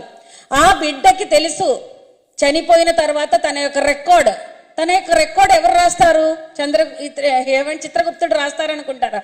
అన్ని మన ఆస్ట్రల్ బాడీయే వెంటనే రికార్డ్ చేస్తుంది. మనం చేసిన ప్రతి పని, ప్రతి మాట, ప్రతిదీ కర్మ రికార్డ్ అయిపోతుంది. ఇక్కడ ఆస్ట్రల్ బాడీలో, భౌతిక శరీరం లోపల ఉన్న బాడీలో, ఆస్ట్రల్ బాడీలో రికార్డ్ అవుతుంది. ఈ రికార్డ్ ఈ ఆత్మ చనిపోయిన తర్వాత చూసేటప్పుడు సినిమా అంతా అర్థమవుతుంది. అలాంటప్పుడు అరే నేను ఇన్ని గొప్ప పనుల కోసం శ్రేష్టమైన జన్మ శరీరం తీసుకొని భూమిలోకి వెళ్ళినా నేను అది మాయలో పడిపోయి మర్చిపోయి మరింత మూట తెచ్చుకున్నానే, జ్ఞానమైన అగ్నిలో కర్మలు దగ్ధం చెయ్యలేకపోయింది అని బాధపడి ఇది తపస్సు చేస్తుంది అని తెలుసు మనకి. ఆ తల్లి గర్భంలో ఆ ఒక మలమూత్రాల్లో తపస్సు చేస్తుందని. అందుకే ఈ బిడ్డ ఎప్పుడు పరమాత్మానుసంధానంతో ఉంటది బిడ్డ. అందుకే మనల్ని చూడదు. ఆ బిడ్డ ఏం చేస్తుంది? ఎప్పుడు కూడా ఎట్టో చూస్తారు. ఎందుకంటే ఆ బిడ్డకి తెలుసు తల్లిదండ్రుల్ని చూడడం మొదలు పెడితే ఈ చూపు కట్ అయిపోతుందని. ఎవరికి తెలుసు? బిడ్డలకి తెలుసు. అందుకే బిడ్డ ఫస్ట్ ఈ భూమిలోకి వచ్చిన ఈ బొడ్డు బంధం కట్ అయిన మరో నిమిషం అది నొప్పితో అరవలే, మాయలో మళ్ళా పడ్డానా తండ్రి, నీ దగ్గర నుంచి కనెక్టివిటీ ఫస్ట్ ఇది తెగదెంపులు అయిపోయిందా, నన్ను విడిచిపెట్టద్దు అని అరుస్తారు. తెగదెంపులు చెయ్యొద్దు, నేను మాయలోకి పడ్డాను, అరే నన్ను పూర్తిగా విడిచిపెట్టద్దు అని ఏడుస్తారు. దాని భాష మనకి తెలుసా? డాక్టర్ వాళ్ళు ఏమంటారు? బిడ్డ ఏడవలేదని కాలు పైకెత్తి కొట్టి ఏడిపిస్తారు. యోగీశ్వరులు ఏడవదు. వాళ్ళకి తెలుసు ఆ పరమార్థం వాళ్ళకి ఉంటది, అందుకే ఏడదు. అందుకే ఓషా ఏడవలేదు, కానీ ఏడిపించారు. డాక్టర్స్ ఏం చేస్తారు? గిల్లి కొట్టి ఏడిపిస్తారు. వాళ్ళకి తెలుసా వచ్చిన వాళ్ళు మహాయోగీశ్వరులని డాక్టర్స్కి? చూడండి, అందుకే ఈ బిడ్డ మాయలో పడిపోతారని అట్టే చూస్తారు పరమాత్మ అనుసంధానం. అందుకే మనం ఇటు చూడు దాన్ని చూడని ఊసులు నేర్పిస్తారు, కానీ బిడ్డలు మాట్లాడదు, వాళ్ళకి సత్యమంతా తెలుసు. అందుకే చిన్న పిల్లలు కొంతమంది దగ్గరికి వచ్చేటప్పుడే వాళ్ళ దగ్గరికి ఇలా ఇలా వెళ్ళిపోతారు నవ్వుతూ, వాళ్ళకి అన్నీ గుర్తుంటాయి. కొంతమందిని చూసేటప్పుడే ఇలా ఇలా ఏడుస్తారు. ఎందుకు? బిడ్డలకి అన్నీ తెలుస్తారు. అందుకే మనతో మాట్లాడడానికి వాళ్ళకు ఇష్టం లేదు. మనతో మాట్లాడడం మొదలు పెడితే బిడ్డ మాయలోకి పడిపోయినట్టే.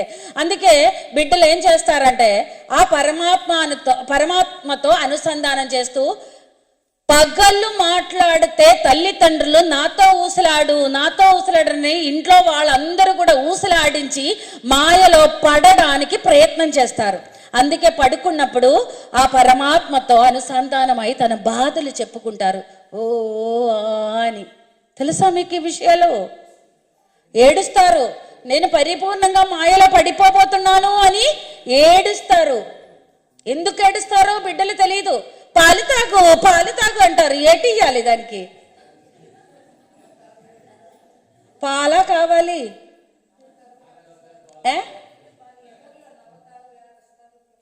ఏటమ్మా? నిద్రట్లో నవ్వుతారు, ఏడుస్తారు. నవ్వుతూ అన్ని మన మాయ మాటలు అన్నీ చెప్పుకొని నవ్వుతారు. తర్వాత వీళ్ళు పరిపూర్ణంగా నన్ను మాయలో పడేస్తారని ఏడుస్తూ కంప్లైంట్ చెప్తారు. అప్పుడు మనం ఏం చేయాలా? పాలు ఇది ఇవ్వకూడదు. నాయనా, నువ్వు ఏ పని కోసమైతే వచ్చారో ఆ పని కోసం నేను మీకు పరిపూర్ణంగా సహాయపడతాను అని మాటిస్తే ఆ బిడ్డ ఏడుపు ఆపుతారు. మీరేం బాధపడకండి అయ్యా, అయ్యా అని పిలవాలా. అయ్యా మీరేం బాధపడద్దు, మీకు ఏ బాధ కలిగించదయ్యా, మీరు ఏ అగ్రిమెంట్ మీదైతే ఈ జన్మ తీసుకొని వచ్చానో దానికి పరిపూర్ణంగా మేము సహాయపడతానయ్యా. మేము మాయలో పడిపోతే మమ్మల్ని కూడా మీరే సరిదిద్దండి, ఆ బాధ్యత కూడా మీదే అని చెప్పి చూడండి, మరింత ఆనందంగా పిల్ల ఏడవడు. పుట్టిన తర్వాత మన చేతికి బిడ్డనిచ్చేటప్పుడు ఏం చెప్తారు? బిడ్డ చెవులో మీరు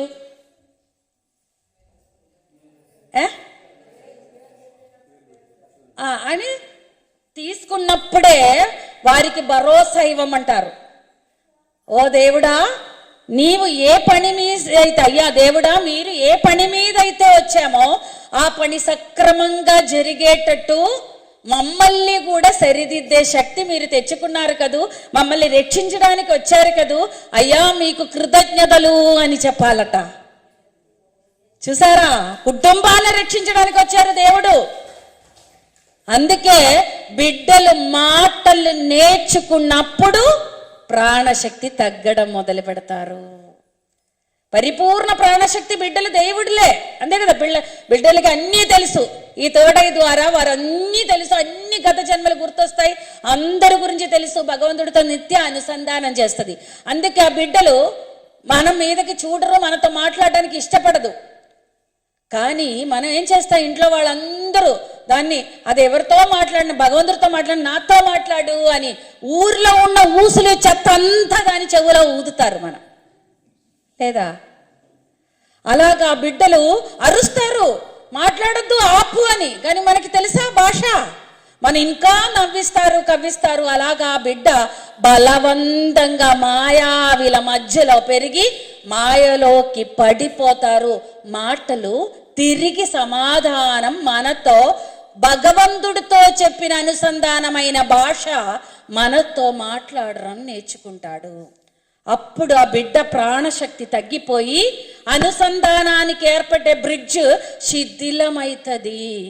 ఆ బిడ్డ ఏడుస్తారు. ఆ బిడ్డ చెప్పే భాష మనకి అర్థం కాదు. మనల్ని విడిచిపెట్టి పారిపోవాలంటే చిన్న చేతులు కాలు కదలనీయదు. ఎన్నో చెప్తారు ఆ ఊ ఈ అని, కానీ మనకి అర్థం కాదు. సరేలయ్యా అలాగే అని చెప్పి మనం మూసుకోవాలా? అదొక్కటి చెప్తే 100 చెప్తాం మనం దాన్ని అందుకే భగవంతుడిని మనిషిగా మార్చి రాక్షసుడుగా తీర్చిదిద్దేవాడు మానవుడు అన్నాడు. చూసారా, భగవంతుడే వచ్చాడు. అది మీ అందరూ భగవంతుడని తెలిసి మిమ్మల్ని కాపాడుకోవడం కోసం వచ్చాడు. కానీ మనం ఏం చేస్తాడు? నాలాగా నువ్వు మానవుడు, నువ్వు భగవంతుడు అనుసంధానం కాదు, నా సంధానం అని అనుసంధానాన్ని కట్ చేస్తారు. అందుకే మాటలు నేర్చుకున్నప్పుడు ప్రాణశక్తి లోపిస్తుంది. తర్వాత 3 ఏళ్ల నుంచి 3 వయసు వచ్చేటప్పుడు మనసు ఏర్పడిపోతుంది. తల్లిదండ్రులు, ఇంట్లో అత్తామావలు, ఇంట్లో చుట్టాలు, ఊర్లో వాళ్ళందరూ కలిసి ఈ బిడ్డకి మనస్సు ఏర్పాటు చేసేటప్పుడు ఈ బిడ్డ విశ్లేషించడం నేర్చుకున్నప్పుడు బాకీ ప్రాణశక్తి కంప్లీట్గా మాయమైపోయి భగవంతుడుతో నిత్యం ప్రతి ఒక్క చెట్టుతో మాట్లాడి భగవంతుడితో అనుసంధానం అయ్యే, ప్రతి ఒక్క పిట్టతో భగవంతుడుగా ఈశ్వరుడుగా చూసి మాట్లాడే ఆ బిడ్డ అందరికీ దూరమయ్యి మన సంతానంగా మిగిలిపోయి రాక్షసుడికి దిగజార్చడానికి కష్టపడుతూ అది దాని యొక్క నరక యాతనలు అనుభవించడం మొదలు పెడతారు. అంటే మనం అందరూ గొప్పవాళ్ళ? చూడండి, ఒక స్త్రీ యొక్క బాధ్యత. అందుకే మగవాళ్ళు అడుగుతారు, నీకేం పని ఇంట్లో, ఏం పని? బిడ్డల్ని చూడరు అంత పనియా? కనిపించనంత పని. 10 ఇంట్లో పని చేసేంత అలసట ఉంటుందట ఒక బిడ్డని సాకేటప్పుడు. అర్థమైందా? అంత అలసట. అలా ప్రేమగా మన ఈ మంచి మాటలు చెప్పి తనను ఒక దైవంగా భావించి సేవ చేసేటప్పుడు మన ఒంట్లో బాగోపోవడం అనేది తీసేస్తుందట. ఆ బిడ్డతో పాటు బిడ్డగా మార్చేస్తాడట దేవుడు. మనం పని చేసేటప్పుడు, దాని వెనకాల పరిగెట్టేటప్పుడు దానికి. అందుకే ఇంట్లో బిడ్డలకి దేవుడికి సేవ చేసేటప్పుడు ఎవరికి ఒంట్లో బాగోపడ ఉంటుందట. విసిగెత్తి పిల్లడు పడుకోదండి, ఎప్పుడు ఏడుస్తుందండి, ఒక్క నిమిషం కూర్చోడానికి నీకు సుఖపట్టడానికి వచ్చాడా వాడు? నీ కర్మలు తొలగించడానికి వచ్చేటప్పుడు నిన్ను కూర్చోబెడతారా? నీ సహనాన్ని పరీక్షించి నీకు అమ్మ నీకు 10 మార్కులు, అమ్మమ్మ నీకు 20 మార్కులు అని మనకి మార్కులు ఇచ్చిపోతే వాడిని మనం ఏమంటాం? పిల్లడు సరిగా లేదు, పిల్లడు అల్లరివాడు. భగవంతుడిని ఎన్ని తిడతారు మనం. అంతేనా? ఆకలేస్తుందా? ఎంత? 1 గంటకా? 1 గంటకే కదా. వచ్చే వాళ్ళందరూ కూర్చోండి. చూడండి, ఇలాగా మనమే ఈ బిడ్డలకి దేవుడినే దూరం చేసి మన ఫుడ్ కూడా నీచ ఆహారం చేస్తూ రాక్షసులుగా మారి ఇప్పుడు ధ్యానంలోకి వచ్చిన తర్వాత నా బిడ్డ ధ్యానం చేయట్లేదండి అని ఏడుస్తాడు. వాడిని రాక్షసుడిగా మార్చేది ఎవరు? మీరు కాదా? అర్థమైందా? మనమే బిడ్డల్ని తయారు చేసి మనం ఏమంటాం? నా పిల్లడు నాన్ వెజ్ మానట్లేదు, నా పిల్లడు చెప్పిన మాట వినటం లేదు. చెప్పిన మాట వినేవాడు దేవుడు కదా. దేవుడు మన మధ్యలో ఎవరెవరు మాట్లాడుతున్నావు? మాట్లాడకండమ్మా, ఎందుకంటే ఒక్క పాయింట్ మిస్ అవ్వకూడదు. నేను కథలు చెప్పుకోవడానికి రాలే, రహస్యాలు రివీల్ చేస్తుంది. అవునా? సో అందుకని మీరు ఏం చెయ్యాలంటే చూడండి, ఆ బిడ్డలకి ఎప్పుడు కూడా భరోసా ఇయ్యాలి. మీరు ఎప్పుడైతే ఆ బిడ్డల యొక్క సోల్ ప్లాన్లో ఇంటర్ఫియర్ చేస్తారో ఆ పిల్లలు మీకు గుణపాఠం నేర్పించడం మొదలు పెడతారు. చెప్పిన మాట వినడు, మిమ్మల్ని ముప్పు తిప్పలు పెట్టేస్తారు. స్కూల్కి వెళ్ళినా చదవడు, ఇంటికి రానేదు, ఇంకా ఫ్రెండ్స్తో పాటు తిరుగుతుంటారు. మీకు ఎక్కడైతే మీరు బ్లాక్స్లో ఉన్నారో సేవ చేసి తీర్చుకోలేదు, అందుకేం చేస్తారు? సేవ చేసి ప్రేమగా సహనంతో తీర్చుకోలేనందుకు వాడు ఏం చేస్తాడు? వడ్డీ సహా మీకు పిచ్చి పెట్టేటట్టు చేస్తారు. చేయట్లేదా ఏంటి? చేస్తున్నారా? సో ఇది ఇంత కథ ఉంది. ఇప్పుడు మీరు ఇందులో ఎంత గొప్పవాళ్ళు అయిపోయారు? నేను కొంతవరకు నా బిడ్డల్ని సరిదిద్దుతూ, కొంతవరకు వాళ్ళ ఒక గొప్ప స్థితిలో మార్గం చెందుతూ ప్రతి ఊరికి వెళ్ళి సత్యాలు చెప్పడం ద్వారా కొంత పదవి దక్కించుకోవడానికి ప్రయత్నం చేస్తుంది. నాకు ఇవన్నీ తెలుసా?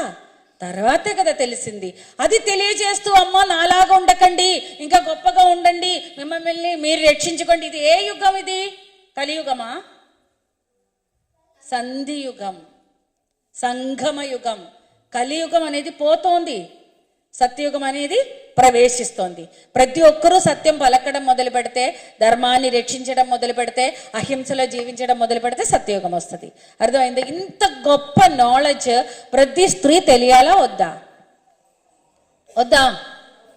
తెలియాలి. అందుకే మనం చూడండి, ఈ యొక్క స్థానాలు అనేది ఈ యొక్క స్త్రీ గురించి చెప్తున్నాం. మీరు కూడా ఇవాళ కాకపోతే రేపు స్త్రీగా మారాల్సిన వారే పురుషులు. అందుకు తెలుసుకోవాలి ఇది. ప్రతి స్త్రీకి సేవ చేసేటప్పుడు, ప్రతి స్త్రీని అర్థం చేసుకున్నప్పుడు, ఎందుకంటే స్త్రీ శక్తి ఏం జరుగుతుందో పురుషులకి అర్థం కాదు. అయినా మీరు కాస్త వారిని ఆ శక్తి వారే, ఒక్కొక్క స్త్రీకి తన శక్తిని డీల్ చేయడం చేత కావట్లే, పురుషులకి కూడా ఎలా అర్థమవుతుంది.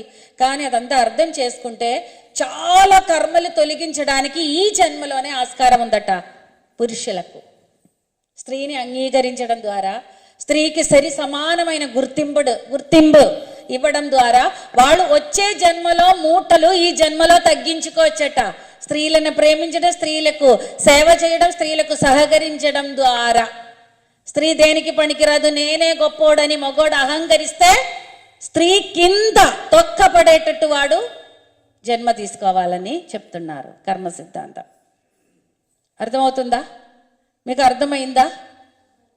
సో అందుకే చూడండి, మన పాత కాలంలో మన తల్లులు మన చీరలు ఎలాగా, ఇప్పుడు చూడండి మీరు చీర ఎలా కట్టారు, ఒకటి ఒకటి ఇలాగా పెట్టామంటే ఇక్కడ ఒక ఏమంటది, అది ఒక కవచం లాగా ఈ స్త్రీ స్థానాలు అనేది ప్రతి ఒక్క పురుషుడు కళ్ళ యొక్క ఎనర్జీని ఆకర్షింపజేస్తుంది. వారికి అది చూసేటప్పుడు వారి కళ్ళ ద్వారా భోగించే స్థితిలో ఉంటారు, వారి యొక్క చైతన్యం. అందుకని వారికి అది ఇష్టపడతారు. అది ముట్టుకోవాలని, పట్టుకోవాలని, అనుభవించాలని కోరిక. చింతపండు గుర్తొచ్చేటప్పుడు నోటిలో నీరు ఊరుతున్నట్టు అది కనిపించేటప్పుడు పురుషుల్లో రిలీజ్ అవుతుంది. దానికి కారణమైతే ఆ ప్రతి ఒక్క నరదృష్టి ఎలా ఉంటుంది, నరదృష్టి రాయిన కూడా ముక్కలు చేసేదే నరదృష్టి. ఆ నరుడి యొక్క దృష్టి అనేది కామాన్ని అంటే బయటికి రిలీజ్ చేసేటట్టు స్త్రీ వ్యవహరిస్తే ఆ తరంగాలన్నీ ఆకర్షిస్తుందట స్థానాలు. అందుకే ఆ స్థానాలకి ఆ ఆకర్షణం ద్వారా ఇందులో ఉన్న అమృత సమానమైన పాలు విఘటించరాదని స్త్రీ యొక్క స్థానాలు కప్పబడింది. ఎందుకంటే దేవుళ్లకు పోషణకి అది అమృత సమానంగా మారాల.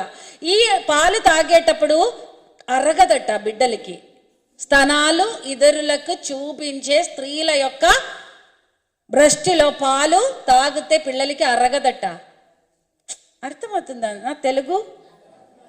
అది తాగితే అలాగా పోతాయి, కక్కేస్తారు, లేకపోతే అది డైజెషన్ కాదు అంటే నొప్పి పడుతుంది, ఏడుస్తుంది.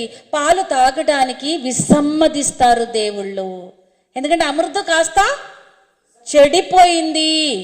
ఇతరుల యొక్క కామము, ఒక చూపు, అసూయతో.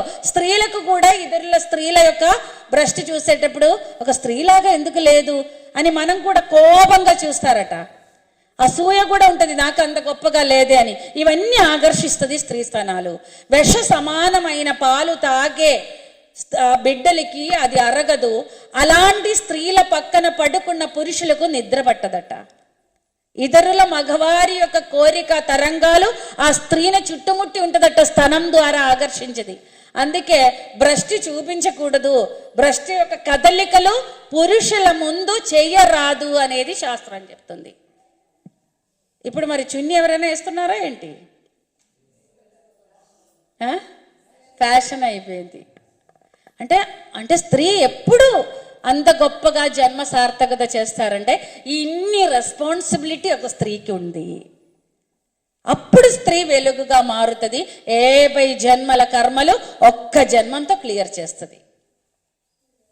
ఇప్పుడు అర్థమైందా స్త్రీ యొక్క గొప్పతనం? అంతే. ఇదే ఒక సబ్జెక్ట్. మీకు తెలియని మ్యాటర్స్ లేదు. నాలాంటి వాళ్ళు, నాకన్నా గొప్ప వాళ్ళు వచ్చి మీకు ఎంతో అనుభవ జ్ఞానాన్ని ఇచ్చి ఉంటారు కదా. అనుభవ జ్ఞానాలు మాత్రం తెలుసుకుంటే సరిపోతుందా? మీకు కూడా అనుభవాలు రావాలి కదా. మీకు ఆచరణ కావాలి అంటే మనకేం కావాలి? శక్తి కావాలి. ధ్యానం ఎందుకు చేస్తున్నారు? పిరమిడ్ శక్తిని ఎందుకు వినియోగిస్తున్నారు? మన లోపల ఉన్న బుద్ధి శక్తి. ఇప్పుడు చూడండి, బుద్ధి శక్తి, క్రియాశక్తి, ఇచ్ఛాశక్తి, సంకల్ప శక్తి, అలాగే జ్ఞాపక శక్తి ఏ సూపర్ మార్కెట్లైనా కొనుక్కోగలమా? లేదు. అదంతా మన లోపల ఉంది. అది మనం ఈ పిరమిడ్ శక్తి ద్వారా తీసుకున్నప్పుడు ప్రాణశక్తి అధికంగా ప్రవేశించి నాడీ మండలాన్ని శుద్ధి చేసి మన లోపల ఉన్న అన్ని శక్తుల్ని ఉత్తేజితం చేస్తుంది. మన శక్తుల్ని మన లోపల హీలింగ్ చేయడానికి శక్తి ఉంది. కానీ దానికి ప్రాణశక్తి కావాలి. అప్పుడు హీలింగ్ పవర్ పెరుగుతాయి. అప్పుడు మనకి ఏది మంచి ఏది చెడు అనేది బుద్ధి శుద్ధి అవ్వడానికి ప్రాణశక్తి తీసుకోవాలి. గుర్తు అంటే మనకి అన్ని చదివినది అంటే లేకపోతే ఏది సమయానికి గుర్తు రావాలంటే జ్ఞాపక శక్తి మన లోపల ఉంది, దానికి ప్రాణశక్తి తోడవ్వాలి. సహనం ఉండాలి, సహన శక్తికి ప్రాణశక్తి తోడవ్వాలి. క్షమించాలి, క్షమ కోరాలి, కృతజ్ఞత చెప్పాలి, ప్రాణశక్తి తోడవ్వాలి. అందరితో ప్రేమగా ఉండాలి, అందరినీ క్షమించాలి, మంచి మంచి నిర్ణయాలు తీసుకోవాలి. ప్రాణశక్తితో ఈ లోపల ఉన్న శక్తి ఉత్తేజితం కావాలి. ఏ టైంలోనైనా సరే మీరు వచ్చి ఈ పెద్ద పిరమిడ్లో నుంచి పెద్ద పాత్రలో ఇక్కడ ఫుడ్ ఉంది తీసుకుని పోండి, ప్రాణశక్తిని తీసుకొని ఇంటికి పోండి. దీనిలో పిరమిడ్లో ఎక్కువసేపు ధ్యానం చేయండి. అందరికీ చెప్పండి పిరమిడ్లో ధ్యానం చేస్తే, ఎందుకంటే ఈ పిరమిడ్ గురించి ప్రపంచానికి తెలియదు, ఇంకా తెలియచేస్తుంది. పిరమిడ్డే మీకు తెలియచేస్తుంది. అరే నేనెవరు, నేను ఎందుకు వస్తున్నాను, మీకు జన్మరాహిత్యం ఎలా వస్తుంది, మీ లోపల శుద్ధి నా శక్తి ద్వారా ఎలా ఏ లెవెల్లో మీకు క్లియర్ చేస్తుందో అన్ని పిరమిడ్ మీకు తెలియజేస్తుంది. కానీ మీరు పిరమిడ్లోకి రావాలి. ఎక్కువసేపు పిరమిడ్లో ధ్యానం చేసేటప్పుడు మనం శక్తి క్షేత్రంగా మారుతుంది. మీ ద్వారా ప్రతి ఒక్క పిరమిడ్ మాస్టర్ ద్వారా పిరమిడ్ శక్తిని పిరమిడ్డే ప్రచారం చేస్తారట. ప్రతి పిరమిడ్ మాస్టర్కి అంతంత శక్తిని ఇచ్చి నాడీ మండలం శుద్ధి చేసి బుద్ధి శుద్ధి చేసి హీలింగ్ చేసి తనని శక్తి క్షేత్రంగా మార్చి నా యొక్క గొప్పతనం ఈ శక్తి యొక్క విజృంభణం వారి ద్వారా ప్రచారం చేసేది పిరమిడ్ అట, వ్యక్తులు కాదు. ఇప్పుడు నేను కేరళ నుంచి వచ్చాం, నన్ను మీరు ఎంతో గౌరవంగా ఎంతో ప్రేమగా నన్ను ఆదరించి నా మాటలు వింటున్నాం. వచ్చేవులే మాకేం వినక్కర్లేదు అని నన్ను బయట ఉంచితే అతిథి దైవంగా మారుతుందా? అతిథి దేవో భవ అంటే అతిథిని దైవంగా చూసేటప్పుడు దైవం వరం ఇస్తుంది అని. నేనే రావక్కర్లే. ఏ వస్తువు అయితే ఏ వ్యక్తి అయితే మన ఇంటి గడప దాటి మన లోపలికి వస్తుందో మన ఇంటికి వస్తుందో ఊరికినే రాబడదు అని ఆధ్యాత్మిక శాస్త్రం చెప్తారు. ఊరికిన ఒక వ్యక్తి మన ఇంటికి వస్తారా? ఊరికిన ఒక వస్తువు వస్తుందా? దానంతటదే. అయితే మనల్ని ప్రక్షాళన చేసి మనం ఒక వ్యక్తికి దేవుడి లాగా చూసి దివ్యాత్మ స్వరూపులు వచ్చారే మన ఇంటికని మనం చూసి ప్రేమగా నైవేద్యంగా ప్రేమగా ఉన్నది ప్రేమగా పెట్టి వారికి కావలసినవి చేసి వారిని వింటూ మనం వారిని ఆనందంగా పంపించేటప్పుడు ఆ అతిథి దైవంగా మారి మీకు అనుగ్రహం ఇచ్చుంటారట. పరివర్తనం సూక్ష్మ పరివర్తనం జరిగి తీరుతుందట. మనం తెలీదు, కనిపించదు మనకి. అలాంటప్పుడు ఇది ఏ తలంలో నుంచి వచ్చింది పిరమిడ్? పిరమిడ్ ఏ తలంలో నుంచి వచ్చింది? ఉన్నత తలంలో నుంచి, పిరమిడ్ తలంలో నుంచి వచ్చింది పిరమిడ్. అవునా కదా? పిరమిడ్ ఎనర్జీ అంటే మహాశక్తి అన్నమాట. ఈ శక్తిని మనం ఈ భూమిలోకి పిలిపించాం.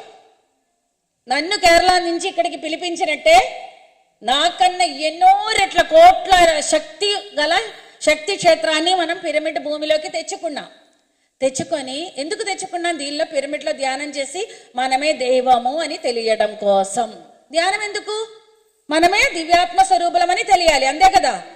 అయితే పిరమిడ్ శక్తితో మన ఇంట్లో అన్ని మార్పు తెచ్చుకోవడానికి దీన్ని వినియోగించకపోవడం కూడా ఒక అతిథికి మర్యాద ఇవ్వకపోవడం వలనే అలాగే అవుతుంది. మీ ఊర్లో ఉండి మీరు ఇది వినియోగించుకోండి. ప్రతిరోజు వచ్చి గంటలు ధ్యానం చేయండి. ఈ శక్తి మీ చేత ఎన్ని పనులు చేయిస్తారో, మీ లోపల ఎన్ని మార్పులు తీసుకొస్తారో మీరు గమనిస్తూ ఉండండి. నిశ్శబ్దంగా వచ్చి పిరమిడ్కి కృతజ్ఞతలు చెప్పుతూ గొప్పగా ధ్యానం చేసుకొని పోండి, మార్పులు వస్తాయి. సరేనా? అంతే, ఇంకేం లేదు చెప్పడానికి, మీకు అన్నీ తెలుసు. అందుకని ఈ కాలంలో గొప్ప మాయ జరుగుతోంది. మనలో ఎంత గొప్ప మార్పు వచ్చేటప్పుడు మనకి పరీక్షలు కూడా ఉంటాయి. మన కర్మలు వెంటనే ప్రక్షాళనం అయిపోయి ఓల్డ్ ఎనర్జీ నుంచి భూమి న్యూ ఎనర్జీలోకి అసెండ్ అవుతోంది. సో మనలో ద్వంద్వత్వ లక్షణం లేకుండా చూడండి. ద్వంద్వత్వ లక్షణం అంటే నేను నాది, మనం ఏది భూమి మీద నుంచి తీసుకువెళ్ళరు. అన్ని వదిలించుకోవడానికి శక్తి కావాలి. జ్ఞానం అనే అగ్నిలో కర్మలు దగ్ధం చేసి భారరహితంగా జన్మరాహిత్య పదవి అందుకోవడానికి ధ్యానం చేసుకోండి, పిరమిడ్ శక్తిని వాడుకోండి. సరేనా? ఎందుకన్నా నాకు ఏం చెప్పడానికి లేదు, అంతా మీకు తెలుసు. జస్ట్ మీకు గుర్తు చేయడానికే వచ్చాం. థ్యాంక్ యూ అయ్యా. ఇప్పుడు నా ద్వారా చెప్పబడేది మీకు బాహ్యంగా పరమానందాన్ని కలిగించకపోయినా మీ ఆత్మలో ఎంతో ఆనందం కలిగేటట్టు ఉంటుంది, ఇవాళ కాకపోయినా రేపటికి. ఎందుకంటే ఒక్కప్పుడు క్లాప్స్ కొట్టించే ఆ క్లాసులు కాదు, ఇప్పుడు అవగాహనతో నిండి ఆచరించేది విస్తరింపజేస్తూ సుగంధాన్ని వెదజల్లిపోయే బాధ్యత గల ఉంది ఇప్పుడు నా పరిస్థితి. నా సుగంధం నేను పొందే స్థితి, స్థిరమైన నాలో మార్పులు ప్రతి ఒక్కరిలో రావాలి అంటే ఆ స్థితి వేరు. సరేనా? ఓకే అయ్యా. అయ్యా థ్యాంక్ యూ. ఎవరిలో లోపల నుంచి నచ్చలేదా మీకు? నేను కథలు చెప్పడానికి రాలే, కానీ చెప్పిన కథ ఎవరికి లోపల తీసుకుంటారో వాళ్ళ జీవితాలు. మనం ఈ యొక్క జన్మను సార్థకం చేసుకోండి. నేను అలాగా పరిపూర్ణంగా నేను ఆ పెళ్ళి అయిన సమయంలో, డెలివరీ అయ్యే సమయంలో, నార్మల్ డెలివరీ అయినా నేనే అంత పెద్ద సేవ చెయ్యలేదు కనుక సరిదిద్దుకుంటూ అయ్యా నాలాగొద్దమ్మా, గొప్పగా ఉండండి అని నా అప్పులన్నీ తీర్చుకుంటున్నాను. ఎంతెంత దూరం, ఎవరి దగ్గర నుంచి రూపాయి తీసుకోను. హ్యాపీగా ఎంత దూరం వెళ్ళి నేను చెయ్యలేదు మీరేనా చెయ్యండి అంటూ నేను నా అప్పులు తీర్చుకుంటున్నాను. నేను జన్మరాహిత్య పదవి పొంది తీరుతా ఈ జన్మలో. సరేనా? అందుకని నేను మరింత వినయంగా, మరింత గొప్పగా, మరింత సాహసయుతంగా ప్రచారం చేస్తూనే ఉంది. ఎక్కడ పిలిచినా అక్కడికి వెళ్ళి ఆధ్యాత్మిక సత్యాల్ని, అనుభవ జ్ఞానాన్ని చెప్తా. విశేషమైన ఈ నాలెడ్జ్ అంతా విశేషంగా చూపించిందే నేను చెప్పాం, చూపించినది ఏం చెప్పలే. ఏ పుస్తకంలో ఇది దొరకకపోవచ్చు, ఇది మస్తకంలోకి పంపించింది ఎవరో నాకు తెలుసు. ఎంత విశేషంగా ఎలాంటి బాధలు అనుభవించేటప్పుడు కర్మలు తొలగిపోతుందని కూడా విశేషంగా చూపించింది. అలాంటప్పుడు నేను చెప్పాలా? అందే ఇలా చెప్పుతూ సత్య మార్గంలో నుంచి అట్టు ఇట్టు పోకుండా సత్య ప్రచారం చేస్తున్నా. సరేనా? ఇదొకటే నాకు తెలుసు, నేను బాగున్నాను, నేను సర్వ సౌభాగ్యవంతురాల్ని, నాకు దేనికి లోటు లేదు. డబ్బుక్యా, బంగారానికా, సుఖానికా, స్వేచ్ఛక్యా, శాంతిక్యా, నిద్రక్యా, దేనికి లోటు లేదమ్మా. దేనికి ఎవ్వరు నాకు ఏం ఇవ్వద్దు. అంత గొప్పగా నన్ను ప్రాణానికి ప్రాణంగా చూసుకుంటున్నా ప్రకృతి. అలాంటప్పుడు నేను ఎంత గొప్ప సేవ చేయాలా, ఎంత వినయంగా ఉండాలా, ఎంత సహనంగా ఉండాలా, ఎంత సత్యసంధంగా ఉండాలా. అవునా కదా? ఇదొక్కటే నాకు తెలుసు. థ్యాంక్ యూ అయ్యా. Thank you. లాస్ట్ ఒక 5 minutes ధ్యానం చేసుకుంటూ ముగించేస్తాను. ఎమ్మెల్యే గారు వచ్చారా అయ్యా? ఓకే సరే, లాస్ట్ 5 minutes. ఇక్కడ అందరూ